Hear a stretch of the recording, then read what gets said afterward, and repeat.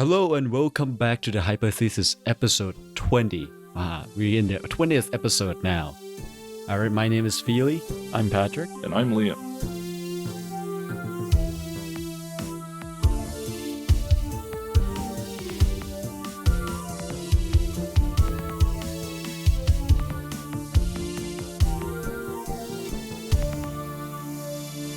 So for today's episode is quite a special, well, literally and figuratively. Because the main topic today we're going to be discussing special relativity, which confound a lot of people. Even at the time it was published or announced, or when Einstein came up with it, even now, new students, current students, graduate students, to professors, is a interesting concept that we will touch on a little bit, try to explain it a tiny bit, and get into the nitty gritty of it, and what's so fun about it, and why does it make it so counterintuitive and strange. But before that, let's get into what's new. Is there anything interesting and new for this week? So I came across this interesting phenomenon that occurs with planes when they fly overhead. So like if you see like a passenger jet really high in the sky flying over you. But so before I get into that, I'm just going to quickly touch on the Doppler effect, though. I'm not sure if we talked about this before. Maybe we mentioned it briefly or something. But essentially the Doppler effect's just this common phenomenon where you may have heard it in the context of like an ambulance or a fire truck or police car driving past you. So if you're standing on the side of a road and say like an ambulance is driving towards you, it's emitting some noise through a siren. What you'll hear is as it approaches you, you'll hear this high-pitched siren. But the moment it passes you and starts driving away, the pitch becomes much deeper. And so you'll like, meow, like something like that, right? But with a siren. And again, we've had an episode where we talked about sound before. But again, just quick reminder. So sound that you hear, so if I talk and someone across them hears it, what's happening is that your vocal cords are vibrating, they're creating pressure waves in the air, and then those waves kind of enter your ear and you hear it. So the pitch of the sound you hear depends on its frequency. So a lower frequency means a deeper sound, and a higher frequency means a more high-pitched sound. So back to the kind of Doppler effect and how this comes into play for this kind of plane thing I saw. If you in a car, well, let's just get straight to the plane actually. So if a plane's overhead and it's approaching you, is getting closer to you, you would expect its kind of frequency to be higher pitched, especially if it's accelerating towards you. It's accelerating towards you, you'd think it's going to be getting higher pitched as it approaches me. And the moment it kind of passes overhead and starts going away, you would expect it to get deeper. But what you actually hear is the opposite. So if you listen to a plane flying overhead, it's getting deeper as it approaches you, and as it flies away, it's getting higher pitched. So it kind of does the opposite of the Doppler effect, which is interesting. So I found this YouTube video. The YouTube video called Acoustic Interference, and then in brackets, Flying Over Our Heads. And it was on the YouTube channel by the name of Alexander Berdnikoff, I believe. And he looked into what this effect was. So essentially what's happening, why does something that appears to not obey the Doppler effect occur? Essentially what's happening is as the plane's flying overhead, it's producing sound. Some of the sound's going straight to you, but a lot of it bounces off the ground before it hits you. And what's actually happening is you're getting wave interference. You're getting sound waves interfering. They take different paths. They'll constructively and deconstructively interfere in certain ways. And that's what causes this kind of backwards, I don't want to call it a backwards Doppler effect because it's very different, but it does the opposite of the Doppler effect. So I thought that was kind of cool. But it should still also have a component of the Doppler effect, and so that's interesting. So it depends on how high it is.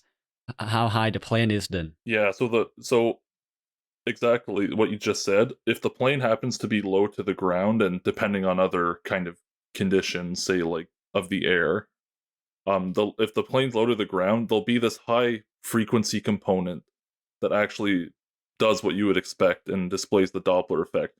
So it sounds like this low pitch like shh kind of noise, like as the plane flies overhead, and that's the interference. But in certain conditions, there's this high frequency component that doesn't get washed away by the interference.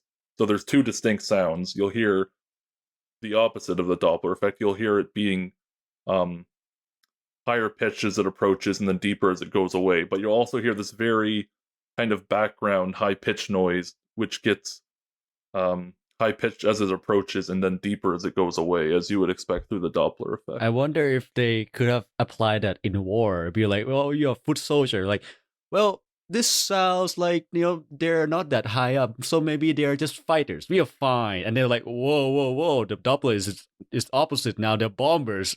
We are doomed. Who knows?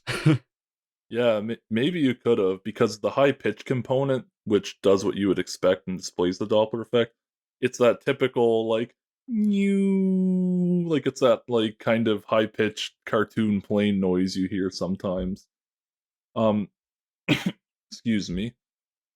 So I thought this was kind of neat, and there's also you can actually, I tested this and it works. So you can go outside and listen to a plane flying overhead, and you can hear this. But if you don't happen to live near an airport, you can actually take your phone, stand against a wall, and then stretch out your arm parallel to the wall, holding your phone, and you can do a voice recording, or you can just take a video of yourself with audio, and you can just go shh, like you can make this like kind of shushing noise, and what you can do is you can take the phone and just move it away from the wall as you're making this noise, and then move the phone back. So you just periodically will move the phone closer and away from the wall that you're standing next to as you go shh. And when you listen back to the video slash audio recording, you'll actually hear this same effect. And it's again the same thing, because some of the sound hits the phone directly from your mouth and some of it bounces off the wall and you get interference.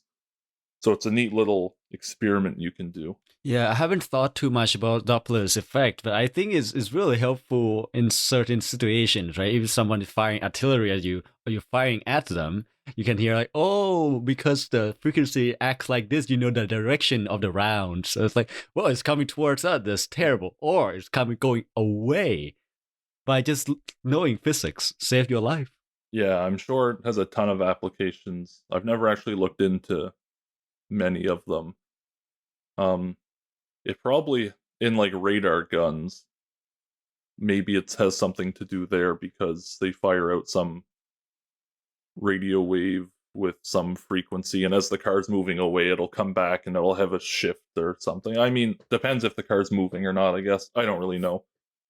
But the Doppler effect's kind of an example of how different observers they see different things. So if you're in an ambulance, you'll hear the siren. You won't hear a pitch change in the siren. If it's emitting a single tone, you'll just hear that tone, even if you're moving. But if you're on the side of the road and the car's moving past you, you observe kind of a different frequency of sound. So that's kind of, I don't want to say it kind of leads into what we're going to talk about today regarding special relativity, where depending on your frame of reference or your point of view, you see different things, I guess. I'm not sure if any of you have a comment on that. Yeah, I think the word special relativity is like people would think like, well, it's special, must be harder than general relativity, right? But what the word special just means it's a special case. It's just one case. There's a few cases that are called special, so it's not too hard because general relativity is noticeably harder. And for special relativity, it's just mostly about reference frames and how do you transform your measurement or observations from one frame to another. And Doppler effect is basically the classical way that of how the sound is transformed between different reference frames. But in special relativity is more into um, the actual, well, when you're moving and compared to the ones that are not. Yeah, like classical relativity is what I'm gonna call it. W not special relativity. It's the same stuff, it's same kind of ideas in special relativity, except special relativity gets a lot more complicated because you have the speed of light and stuff, but I will I might turn that over to Patrick to talk about. He's got a little bit prepared for us. Yeah. So it's good that you point out the difference between special relativity and just regular relativity, because the idea of regular relativity has been along for quite some time. Like we're talking the time of Galileo and Newton is when it started to become popular because they were thinking about these things. Um, so with Newton and Galileo, what they proposed, and it was mainly Newton basing some of his work off of Galileo, and again, this was in the 1600s, saying that all inertial reference frames should be treated the same. So there's no preference to an inertial reference frame.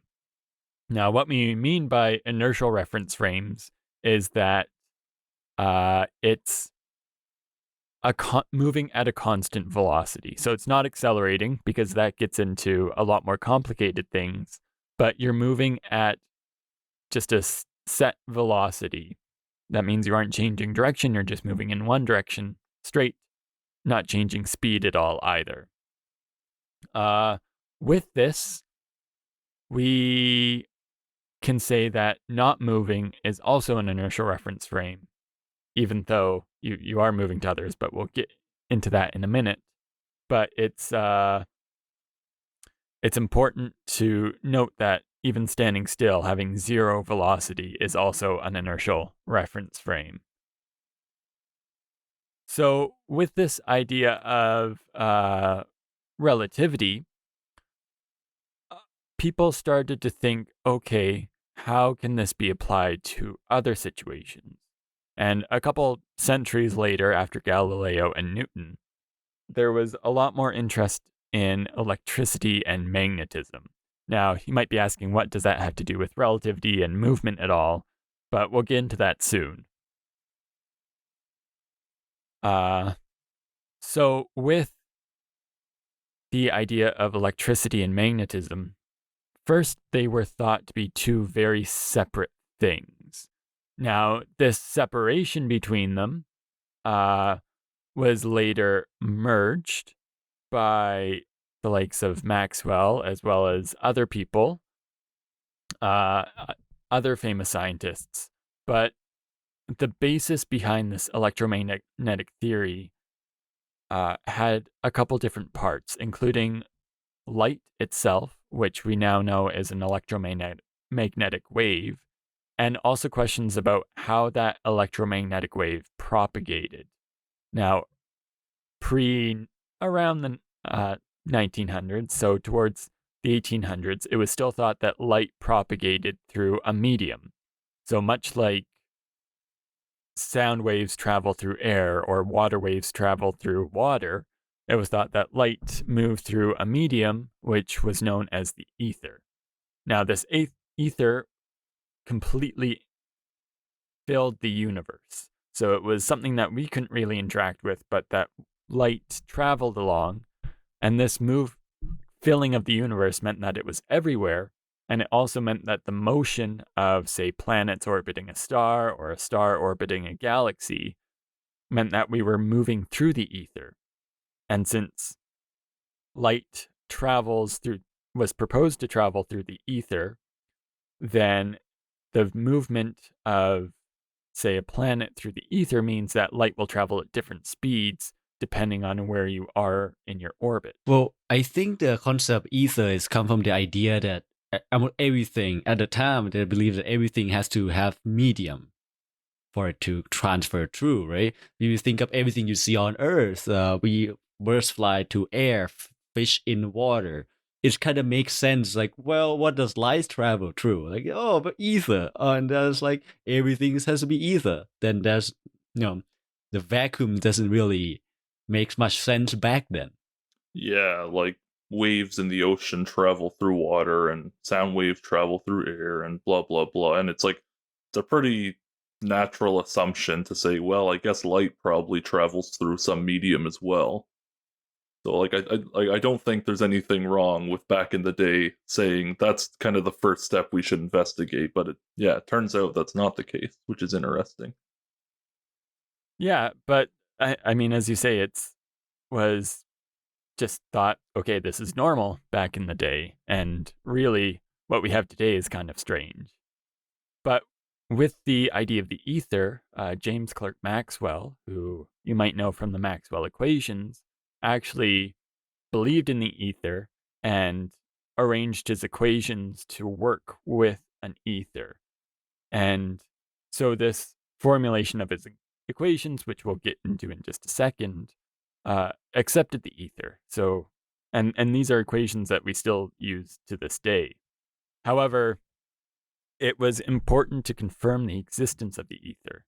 And to do so, to test if this medium was present, we needed to test that the speed of light changes depending on the direction of travel. Because if a planet is moving through the ether, then you're going to have this ether wind, which travels in one direction. And if you go against the wind, light was thought to be slower. If you're traveling with the wind, light would be faster. Or at least that was what the hypothesis was. Yeah, that's kind of like if you're in a river, swimming down the river, you're gonna move faster relative to the people on the bank. If you're swimming up the river, you're gonna go slower relative to them, right? Yeah, I guess this is kind of like your fish falling down the waterfall problem that you discussed way back in one of the first episodes when describing Yeah, your research, Liam. good old fish thought experiments. But yeah, so this test that was to be conducted essentially took what's known as an interferometer. We won't get too much into that now. I think maybe next episode we'll discuss interferometers more.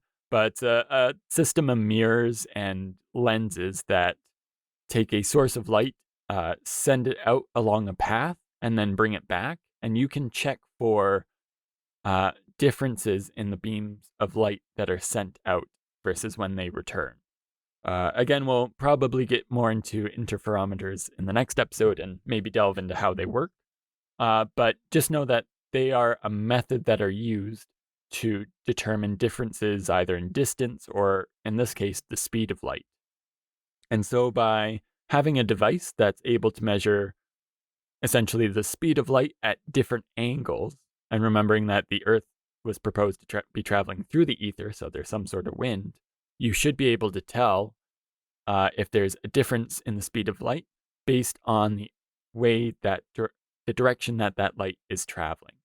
And so the famous experiment that we know of was conducted by Michelson and Morley, who did this experiment a couple different times and found that no, there's actually no difference in the speed of light, no matter which way you're pointing, which definitively proved that the ether, as it was suggested at that time, didn't exist. Yeah, I mean, it's such a simple concept too, right? If you want to test if there is a difference between, if there's wind that affecting your velocity, just shoot the light into opposite directions.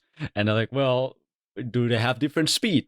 Done, right? But, well, I know formally it has to be more rigorous. With it. You have to be careful what direction, angle, whatnot. But the concept is really simple. But to create those instruments to be able to measure speed of light at that precision is not easy. That's why it's named after them. And to me, this type of creativity or thoughts and stuff is kind of like an anti-Occam's razor, because I don't know if people heard of Occam's razor, which is basically states like the simplest answer is usually the correct one. Well, in relativity, it's like the very complicated answer is somehow a correct one. You think it's like a Lillian, oh, it should work this way. Nope, not at all. And here's the proof. Yeah, it's interesting to see the results of this experiment. And one of the major results was that It was essentially found that the speed of light, no matter which direction, was constant. Now, this was something that was proposed before and worked on after this experiment showed that, hey, there is no ether. And something that falls out of Maxwell's equations is this constant, which we now call the speed of light. And so it's something that's present in electromagnetism. Now we know light is just an the carrier for the electromagnetic force. But back then, again, there was no such thing as particle physics really, and ideas of quantum physics were just being introduced. But this constant c, the speed of light, was pivotal in the first concepts of relativity.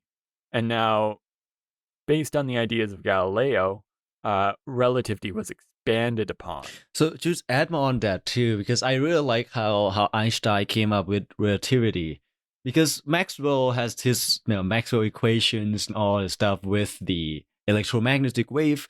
Because mathematically, any wave that you see follow what we call wave equation, and Maxwell equation is basically a complicated form of bunch of equations that describe wave of light or electromagnetism, or like electromagnetics in general, electrics and magnets and whatnot.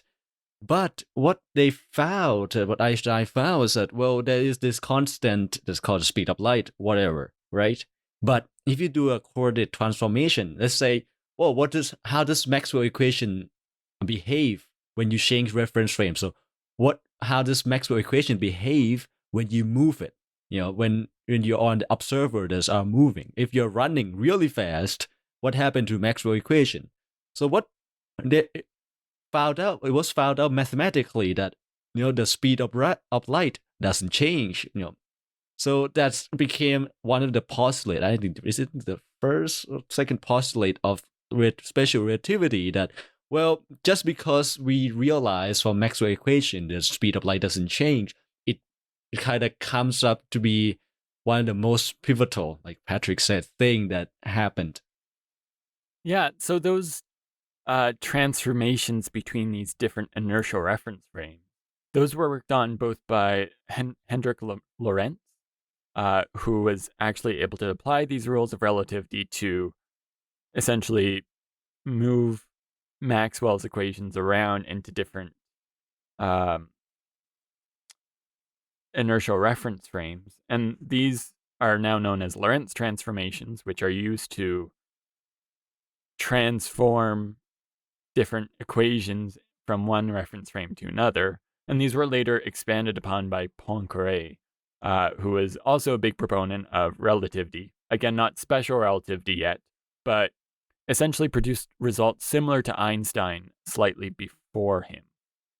And these depended on the fact that all inertial reference frames have equal footing.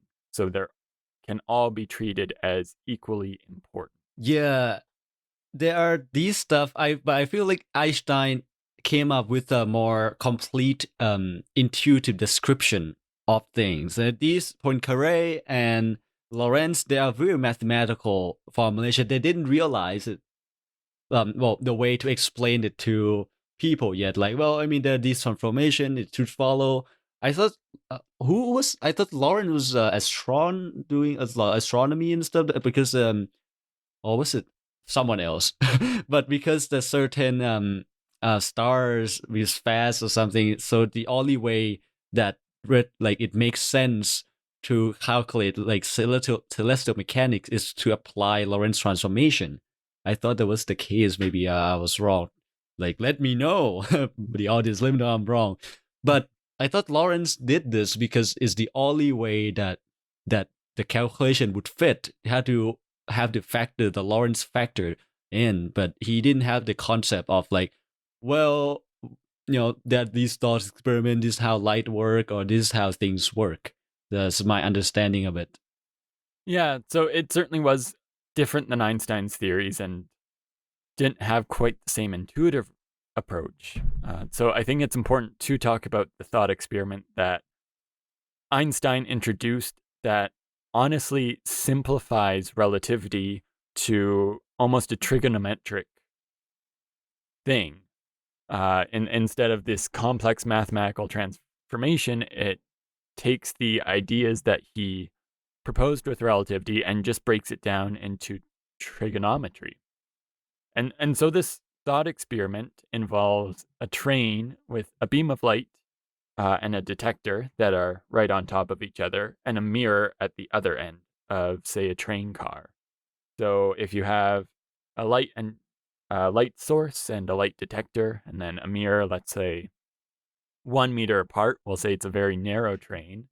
And we say that there are two observers involved in this. So one observer is on the train. He's right beside this light clock, we'll call it, because we can use it to measure time. It might not be every second that it ticks, but we'll get into that in a minute. And the second observer is on the train platform as the train goes through the platform. And let's say it's a very high-speed train. Now, for the observer on the train, what they see is that there is the light source goes off and a beam of light goes from the light source, reflects off the mirror, and then back to the detector. Now, we'll ignore any electronic delays or anything and just say that the time that takes for the light to go from the source, reflect in the mirror, and back to the detector is 1 tick, which in this case is a length of 2 over c, or the speed of light. And we'll just call that 1 tick. Now, this tick is just a straight line, so it goes a distance of 2 over c, which is the speed of light. And in this case, it's just 2 meters that the light has to travel. And so the time it takes for the light to travel 2 meters is 1 tick for the observer on the train. Now, for the observer on the platform who is able to view this, let's just say the train is made of glass, what they'll see is that as the light's produced from the source, it also goes to the mirror and then is detected by the detector. But they have to take into account the motion of the train, so that when the light is initially produced by the source, it may be, say, at the start of the platform. When it reaches the mirror, let's say the train is traveling quite quickly, it's in the middle of the platform, and then by the end, when the light is detected by the light detector, it's at the other end of the platform. So instead of the light having to only travel 1 meter, or 2 meters in this case, back and forth, as measured by the observer on the train, to the observer on the platform, the light has to travel a lot further, because it's not only going back and forth, but it's almost going in this triangle shape where it leaves the source, goes to the mirror, and then back to the detector over the length of the train platform. So instead of traveling this 2 meters, it's, say, maybe traveling 20 meters or 30 meters, depending how you measure your length of the platform. However, the observer on the train platform measured this also as 1 tick. And what this means is that given the postulate that the speed of light is the same, and the other postulate from Einstein that all inertial reference frames are equal, then both measurements are valid. Because since the speed of light is constant, to travel a longer distance means it takes more time. And so for the observer on the platform, he sees the tick happening in the train as slower than the observer in the train. Now, this is a very brief overview, but using simple trigonometry, you can find out the difference in length of the light. And since the speed is constant, no matter what your reference frame, you can say, okay, based on the constant speed of light, time is moving slower as observed by the person on the platform than from the person in the train. Well, that's quite a lot, isn't it? Because the way I think about this thought experiment, I don't even use trigonometry, or like there's to me it's like if you're in a train, right, and there's a certain distance between you and the light, the light would reach you, like you said, 1 tick. right? But you're outside. When you look at, you were like, well, the light would start going to the guy inside, right? But the guy inside is moving towards the light, so the distance the light has to travel is shorter. So I would see less time. So what inside would have longer duration, time dilation. Done. Or you can have this thought experiment. I read as a kid. There was this relativity comic gag. I don't know where that was. I don't remember where I read it. It's like so you have a Superman, which is at the time was Einstein as Superman, like flying Einstein, holding a mirror in front of him. It's like, well, boys, so if it's normal, right, you should be able to see yourself in a mirror.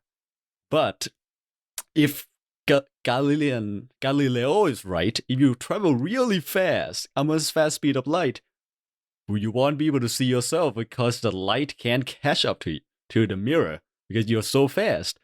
But you should be able to see yourself, no? So if the Einstein is right, you know, that speed of light is the same as all reference frame. You should be able to see yourself. So the question is, do you see yourself? And I think that's a simple thought experiments for kids. Just on this thought experiment and the different thought experiments that have taken place, a book I recommend, it's called Why E is Equal to MC Square and Why We Should Care by Brian Cox. Fantastic book, explains it very well in this trigonometric sense. But overall, these were what Einstein thought about and then based his idea of special relativity on. I have that book too. It's a very good book. I think a little while back someone might have said the opposite of what they meant on how from someone in the moving train, time goes slower for them than it does for someone outside the train. I think we might have said the opposite, right?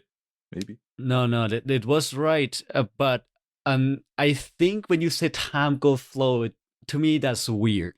To me, it's about measurement of duration. Time goes slow means the same duration is longer. That means time goes slow, right? That's why I use duration instead, because time goes slow is kind of strange. Yeah, it'd be like if this person on the train was moving and for near the speed of light, and then eventually they got off and they met up with the person on the platform. If 1 second passed for somebody on the train, then maybe 1.1 or something seconds pass for someone on the platform. That's time dilation. That's it's the opposite. Yeah. So the one on the train would have longer duration. No. The faster you move, the slower time goes for you. So the person on the platform would have a longer time would pass for someone on the platform. So say if you were to have a train going at the speed of light that goes around the Earth for, I don't know, 5 years, and it goes very close to the speed of light. For someone on the train, they measure that as 5 years. But since it's going so fast, someone not on the train and stationary relative to the train will see that maybe 20 years has passed. Mm-hmm. Yeah, that's a really good way to put it. So for example, if you had two twins, and I think there are a couple paradoxes to do with twins, but if you had two twins and said, okay, we're going to send one out close to the speed of light in this train for 5 years, and then stop, compare their ages, then the twin who was on the train will have aged for only 5 years, while the twin who wasn't on the train will have aged 20 years. I don't know. I think you got it. It's strange. This is time dilation. The faster you go, the longer duration. No.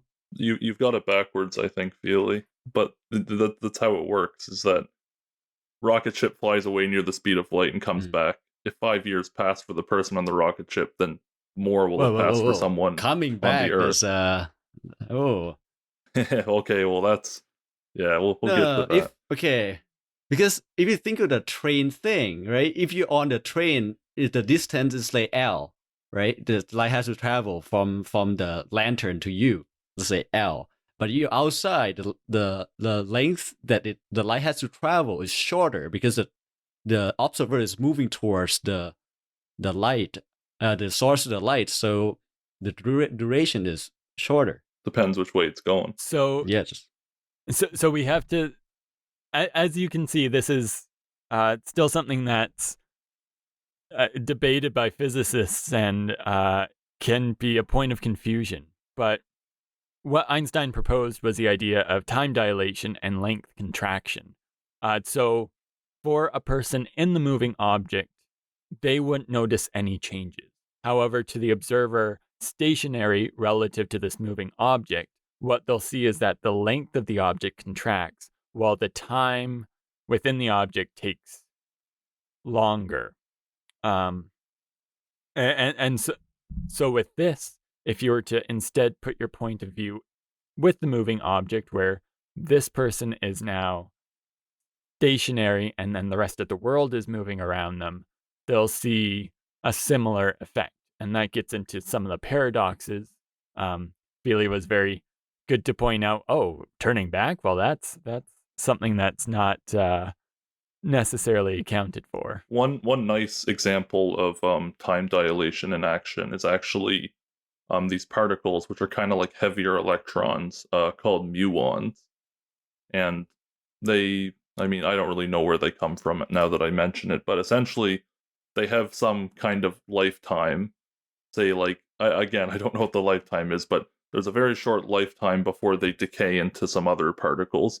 But what ends up happening is muons will bombard the Earth, and they'll reach the surface of the Earth, even though their lifetime is shorter than the time it takes for them to reach the surface.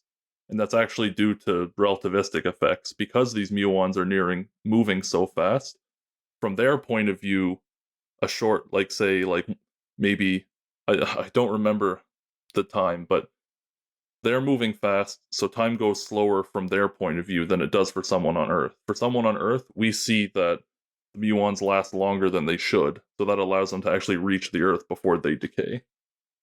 Yeah, that's a good effect to basically prove relativity, right? Yeah, I was thinking about it. I was wrong, yes, because you had to use trigonometry when you do the mirror thing. Yeah. All right. So you guys are right. It's so easy to get wrong, man. Like, relativity is the worst. Every time I think about it, I get it backwards, and the only reason why. I was Yeah. thinking more like the bond pole thing. It's like, it's worked this way, but the train experiment is doesn't work that way. But the fortunate thing is that we have a tool called space-time diagram where all these stuff can be solved mathematically and graphically then that we know how to do. So we can set our debate by just like, let's draw this stuff real quick. So even while using space-time diagrams, we've just mentioned two paradoxes that I think it might be worth going into in special relativity. So generally, special relativity says that length contracts, time dilates, but there are some interesting quirks that fall out of this. The two that we've mentioned are the twin paradox and the barn pole paradox, which I think should be discussed about a little bit in depth, just to show that, okay, relativity is still quite complicated, and we're still even now thinking about some of these issues. Yes, I like the barn pole paradox a lot because it's fun. It's about simultaneity. It's like, and this concept is strange because in classical Galilean stuff, we think of length as constant. A ruler has a certain length and it's that length, and time is constant. Velocity, on the other hand, is changing. But for Einstein, for special relativity, is the opposite. The only thing that's constant is velocity, and length can change, time can change. So Banpo paradox is a play on that. So if time can change, things that happen at the same time in one frame might happen at a different time in different frames. So Banpo paradox, for example. So if you have a barn and a pole, easy, right? And they both have the same length. So the barn width and the pole length is the same. So remember about length contraction. So the faster you go, the shorter you are. The thing is, Liam, you got something to say? I think you're, unless it's a slightly different one that I'm used to, I think the setup is that you have a pole that's longer than the barn, right? No. Is it? Yeah, so and then when you move, it shortens. No, no, no, no, no. No, Yeah, yeah. listen to this version.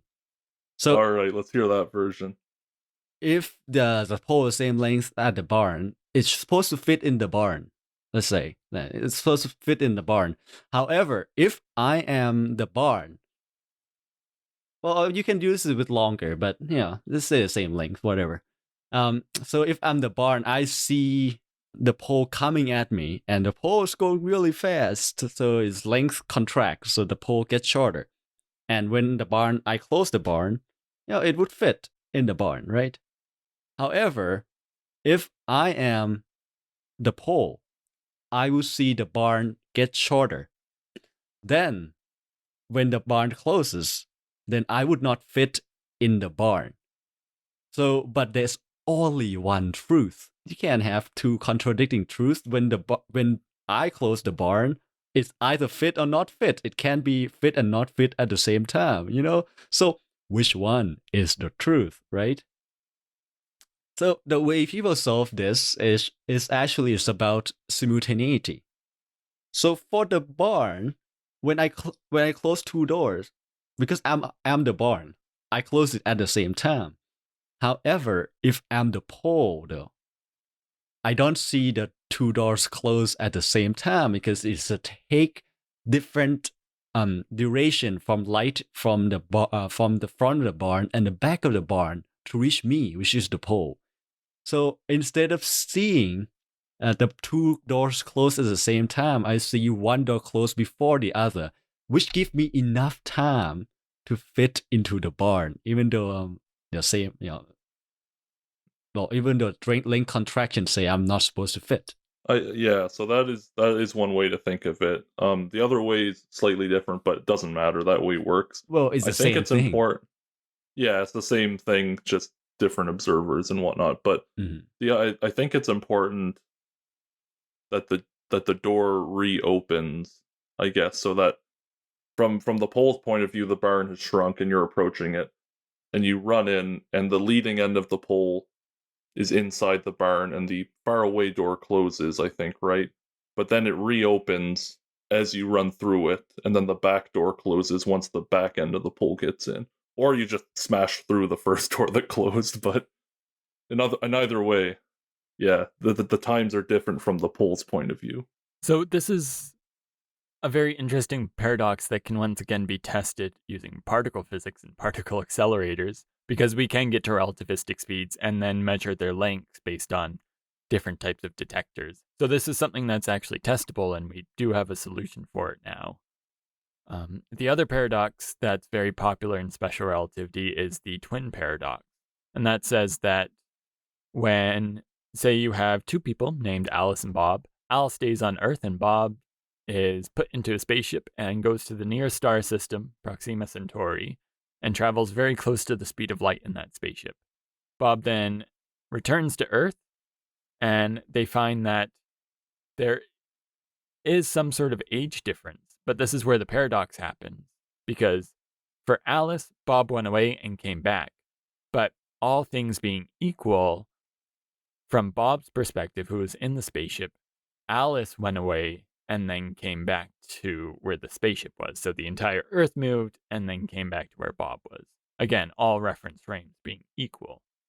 Now, the question for this paradox is, who is older because of the whole time dilation thing? Now, to quickly summarize it, it's found that Alice will see Bob age less, so Bob will be younger, but that's because Bob had to turn around. So some sort of acceleration had to happen for Bob to be able to turn around and return to the Earth, whereas Alice remained stationed in an inertial reference frame, whereas Bob did not. Now, this has to do with acceleration, which is a different type of relativity that we will be getting into in the next episode. But it's worth noting that these paradoxes exist, and to answer this one, we need to incorporate something a bit more advanced than special relativity to account for the difference in aging. I think you can still use special relativity, but like when you can have accelerated frames in special relativity, but you have to be careful because the physics between them is not the same. It's like in special relativity, like the train moving past you and you're on the platform, you can agree on the physics because you can take what one person sees, Lorentz transform it, and you get what the other person sees. Whereas in accelerated special relativity, it's not quite as easy. There are transforms that do it, but basically both observers won't agree on the same thing, and that's why this one person in the ship has aged more than the person, or sorry, aged less than the person on Earth in this twin paradox. So I think to kind of summarize what we've talked about, special relativity is weird. It's like quantum mechanics in some sense that it goes against our very classical way of thinking. And I think what Pheely said about how now we have constant velocity and time and position change instead of the opposite. That's a really neat way to think about it. Yeah, I think because I read that from like a kind of like the intro to relativity for kids books. There was like bunches of lying around somewhere. I don't remember, like I said, but those are helping me shape these kind of concepts. Like sometimes you don't need to go to rigorous math. These thought experiments are made for people to get used to thinking against the grain per se. That what you think, your instinct tell you, that's not necessarily the truth. It's kind of strange, but science is about figure out these strange, unconventional things. And that's why Einstein was so famous and why he came up with all these ways is he had this very different way of thinking of things through thought experiments. And I think Patrick actually has a little story to tell us about Einstein. But first, he might want to tell you how you can reach us. Right. So we are reachable in many different ways, and you can listen to us in even more ways. If you would like to send us an email, if you have any questions, suggestions for episodes, or you would like to be a guest on our episode, feel free to contact us through our Gmail. We're hyperthesispodcast@gmail.com. We can also be reached through our Instagram at the Hyperthesis, where you can get updates about upcoming episodes and things in the works, along with interacting with the community, leaving comments, and contacting us through Instagram as well. We are available as a podcast on almost every podcasting service. So that includes Apple Podcasts, Google Podcasts, Amazon Music, Spotify. We're based out of anchor.fm, and we're found at anchor.fm/the Hyperthesis. So feel free to give us a rating and a review whenever you listen to any of our episodes. Send us topics to talk about, please. Yes, we are more than happy to hear if you are interested about topics. Today we did kind of a more introductory topic instead of focusing on current research. And honestly, these are pretty fun to do because we get to delve back into what we learned through our physics careers and try and make that more relatable than our professors did occasionally. So if you have suggestions for what you want to hear, please send us an email or contact us through any of the different methods that we have available. So now we've talked about the ideas of special relativity and the particular genius of Einstein. Einstein now is a household name. And when you hear that name, you probably have a certain image that pops up. Now, that might be of an older gentleman with kind of crazy hair, maybe or maybe not sticking out his tongue. But this type of fame and success that has made Einstein a household name is something that's very uncommon for physicists and scientists in general. There are very few that make it to such fame where they are associated with being a genius. One that comes to mind is Stephen Hawking, but again, they are very few and far between. And most scientists don't become famous and have almost something similar to Beatlemania for them. Now, the genius of Einstein is well deserved, and it's a great thing to see a scientist so revered. And he has become so integrated in society that we know some things about Einstein, but other parts of him have almost become a myth. And it's almost to the point where Einstein himself has become a legend. Now, instead of exploring the discoveries and the papers written by Einstein, we're going to delve a bit more into his life. And a lot of his early life was pretty substantial in his later work with physics and math. But going back to the beginning, Einstein was born in Ulm, which at that time was part of the Kingdom of Württemberg in the German Empire. Now, this was before Germany was unified, so there were different kingdoms throughout the land. Now, he was born March 14th, 1879, which, a fun fact, that's when we celebrate Pi Day because it's 314, and people tend to sing Happy Birthday Einstein on that day. But he was born to his parents, Hermann and Pauline. Now, not long after his birth, they moved from Ulm to Munich, where his father helped found an electrical equipment manufacturing company. Now, Albert Einstein's father, Hermann, was himself a salesman and an engineer, which may have influenced Albert Einstein's aptitude for math and science. Now, clearly, there was a lot of natural ability there, but as we've seen from stories in past episodes, it's certainly nice to have scientifically minded parents to help push you in the right direction. Now, Einstein's father tried to push Albert himself into the direction of an electrical engineer, but Albert Einstein had other ideas. Now, in school, he did not always get along with his teachers as they believed in rote learning, so just straight memorization, you need to know these things, and really didn't promote creative thinking for problem solving. Now, as people who have studied physics, and as any scientist will tell you, creative thinking is very important for problem solving.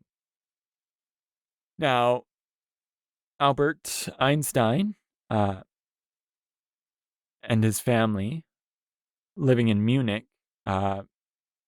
didn't work out so well after his father's company failed when he couldn't convert from direct current to alternating current equipment, and his family moved to Italy while he stayed in place to finish school.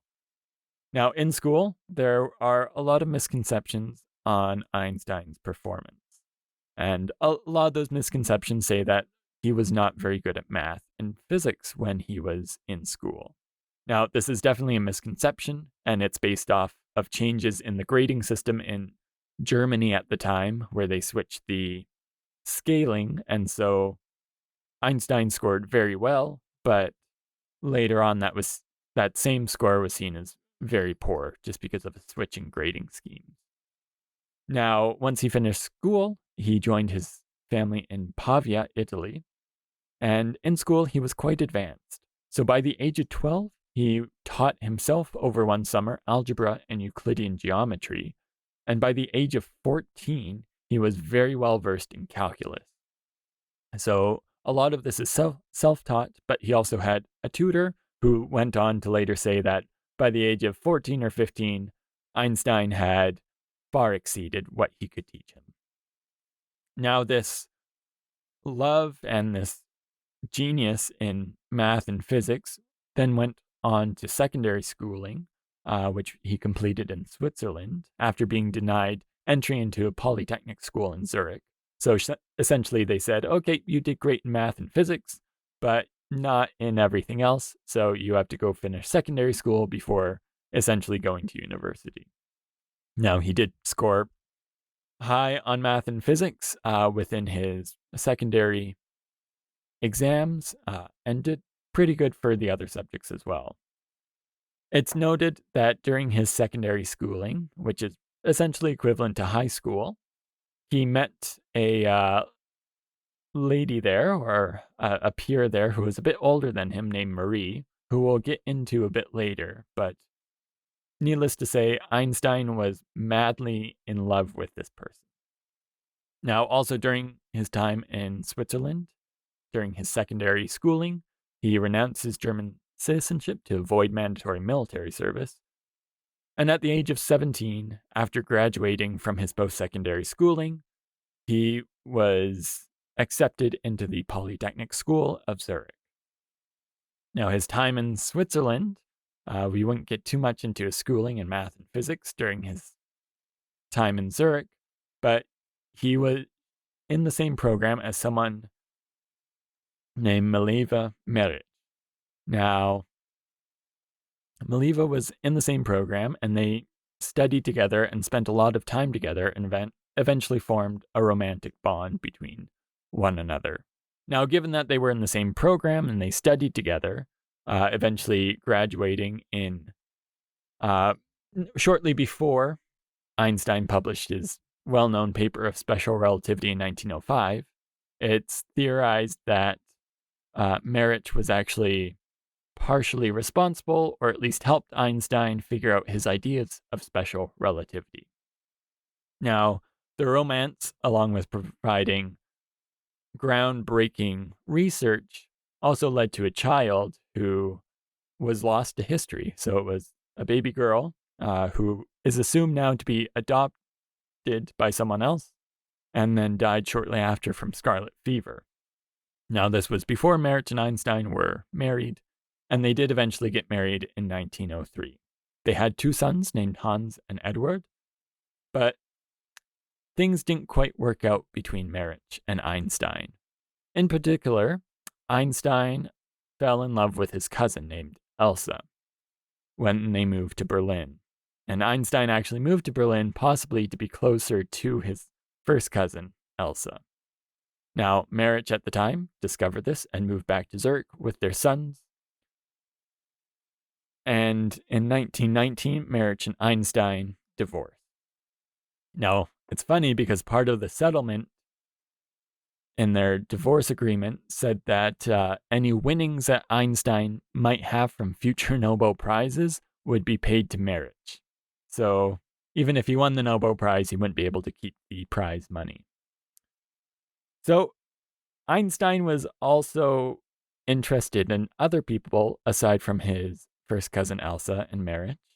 I mentioned a Marie earlier from his post-secondary education, who he was sending letters to in 1910 while his wife was pregnant with their second child, letting her know that he loved her and feels like he missed the opportunity to be with his essentially high school sweetheart.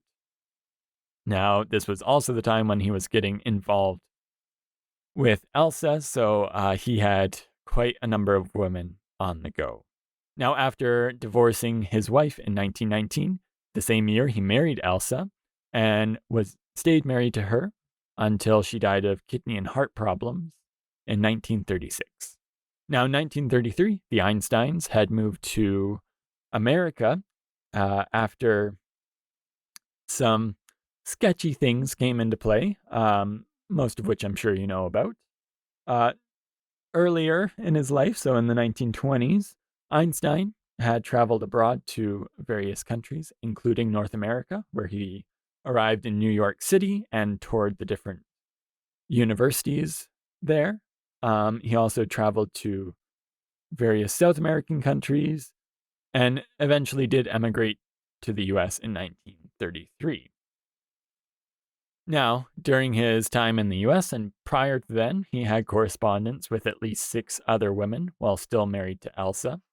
And after her death in 1936, he was briefly involved with a Russian spy by the name of Margarita Konnikova.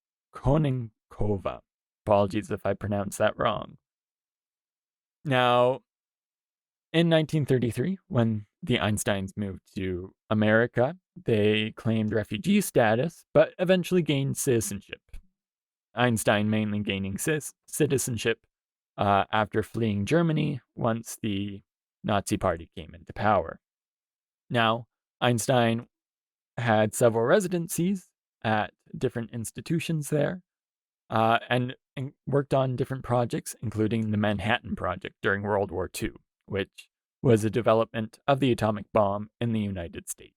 Now, he worked with several other very well-known physicists at the time, but he was not very for the project, stating that war was a disease and didn't necessarily support the Manhattan Project. Now, in 1940, 7 years after moving to America, Einstein became an American citizen and spent much of his time in Princeton. Now, Einstein spent the rest of his life in America until 1955, where he unfortunately died on April 17th of internal bleeding caused by an aortic aneurysm. After his death, this is what the autopsy showed, but the person doing the autopsy actually took out his brain and kept it for himself, hoping that it would be able to be studied in the future, which was perhaps not the most appropriate thing in the world. So Einstein, the genius that he is, was definitely many things in his life. He was a musician. He was well known for playing the violin. He was a traveler. He was definitely involved with many women and had some children, one of whom died, unfortunately, at a younger age. But he certainly did lead a very interesting life. And in 1921, he won the Nobel Prize, all of the prize money of which went to his ex-wife. But I'm sure we'll be talking a lot more about him. After all, he is one of the very few scientists that have made it to great fame. And next week, we'll be talking about general relativity, which is, again, Einstein's ideas, which he produced a paper for in 1915. But more on that later. Just a quick note that he didn't actually win his Nobel Prize for relativity at all. That just tells you how many incredible things he did. Aside from taking the term relative to a whole new level. His cousin. But, yeah, enough of that. It is worth mentioning he did win his Nobel Prize in the photoelectric effect, which I'm sure we'll be talking about more, especially if we do a quantum mechanics basics episodes. But yeah, there's a lot to be said about Einstein, but he's certainly a genius, and it's certainly a compliment for someone to call someone else an Einstein. So with that, I think we'll end the episode. Join us next week for the second part, where we'll be talking about general relativity. Thank you very much for joining us for the Hyperthesis. And yes, if you think relativity, we argue a lot about things. I think general might be worse, but we'll see. But thank you for listening. Take care. Bye, everyone. See ya.